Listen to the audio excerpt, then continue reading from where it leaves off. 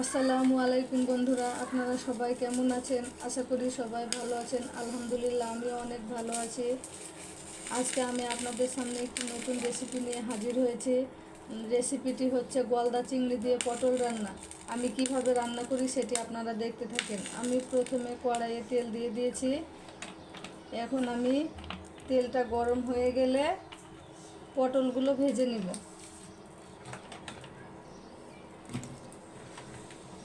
তেলে পটল দিয়ে দিলাম।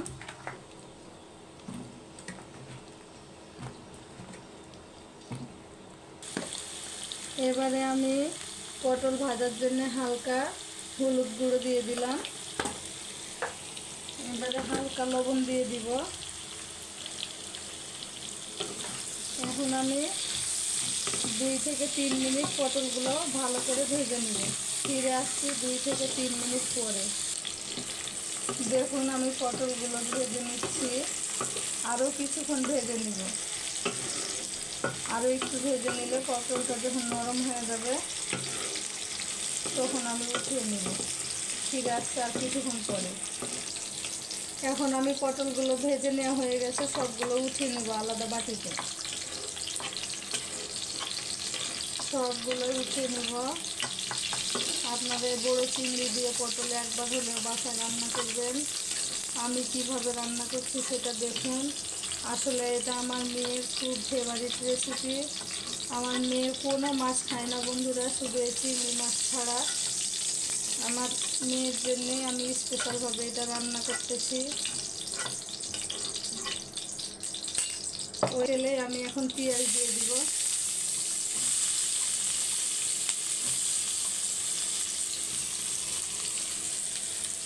পেঁয়াজগুলো কালার চেঞ্জ হওয়া পর্যন্ত অল্প কিছুক্ষণ ভেজে নিব।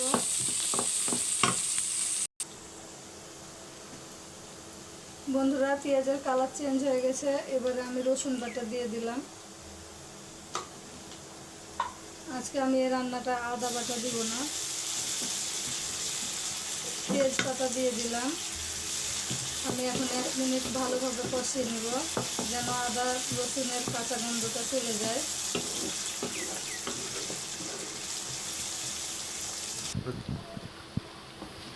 আমার রসুন ভেজে নেওয়া হয়ে গেছে। এবারে আমি হলুদ গুঁড়ো দিয়ে দিলাম, ধনিয়া গুঁড়ো দিয়ে দিলাম, মরিচ গুঁড়ো দিয়ে দিলাম,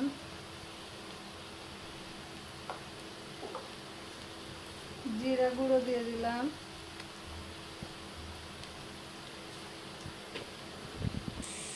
বন্ধুরা, আমি লবণও দিয়ে দিয়েছি। এবারে সবগুলো ভালোভাবে কষিয়ে নিব। মশলাটা যেন পুড়ে না যায়, অল্প পরিমাণে পানি দিব। সবগুলো মশলা আমি ভালোভাবে 1 মিনিট কষিয়ে নেব। ফিরে আসছি আপনাদের কাছে 1 মিনিট পরে। এবারে দেখুন, আমার মশলাটা কষানো হয়ে গেছে। এবারে চিংড়ি মাছগুলো দিয়ে দিলাম। আমি চিংড়ি মাছ ভেজে নিই। চিংড়ি মাছ ভেজে নিলে কেমন শুটকির মতো গন্ধ বেরোয়। ওই জন্য আমি মশলার সাথে ভালো মতো কষাবো। আমি 15 মিনিট মতো চিংড়ি মাছগুলো ভালো মতো কষাতে থাকবো।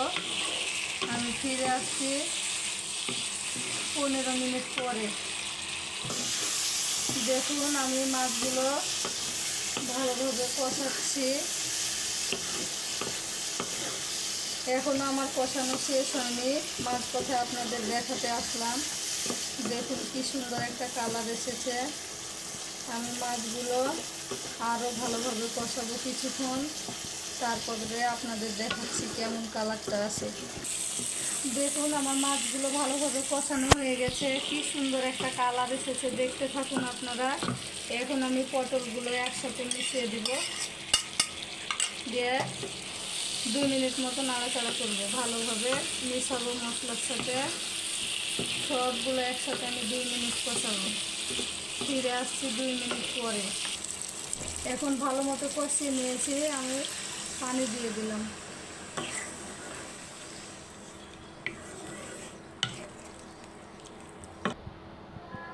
দেখুন বন্ধুরা, আমার তরকারিটা ফুটে গেছে। এবার আমি আস্ত কয়টা কাঁচামরিচ দিয়ে দিলাম। কারণ কাঁচামরিচ দিলে অনেক সুন্দর একটা ফ্লেভার আসে এবং কালারটাও সুন্দর আসে, সেজন্য আমি কাঁচামরিচ দিয়ে দিলাম। দেখুন বন্ধুরা, আমার তরকারিটা হয়ে গেছে। আমি এখন চুলা থেকে নামিয়ে নিব, তারপরে আপনাদের দেখাচ্ছি। দেখুন বন্ধুরা, আমি তরকারিটা পরিবেশন করে ফেলেছি। এই যে দেখুন কি সুন্দর একটা কালার চলে এসেছে, আপনারা দেখলেই বুঝতে পারবেন কি লোভনীয় স্বাদের হয়েছে। আসলে আমার মেয়ের খুব পছন্দের, তো আমার মেয়ের আর ধৈর্য ধরছে না। আমার মেয়েকে এখন খেতে দিব। একটু আমার মেয়ের খাওয়াটা আপনাদের দেখাচ্ছি।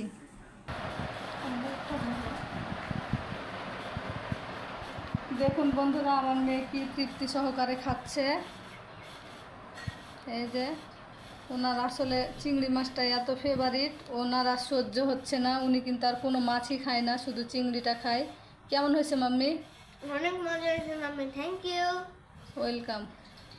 আপনারা কিন্তু ভিডিওটাতে লাইক করে দেবেন এবং চ্যানেলটিকে সাবস্ক্রাইব করে দেবেন এবং পাশে টাকা বেল আইকনটি বাজিয়ে দেবেন এবং কি ফেসবুকে ফলো দিয়ে দেবেন। ধন্যবাদ, আসসালামু আলাইকুম। ওকে বন্ধুরা, আজকের ভিডিওটি এ পর্যন্ত। সবাই ভালো থাকুন, সুস্থ থাকুন এবং আমাদের জন্য দোয়া রাখুন। ওকে, আসসালামু আলাইকুম।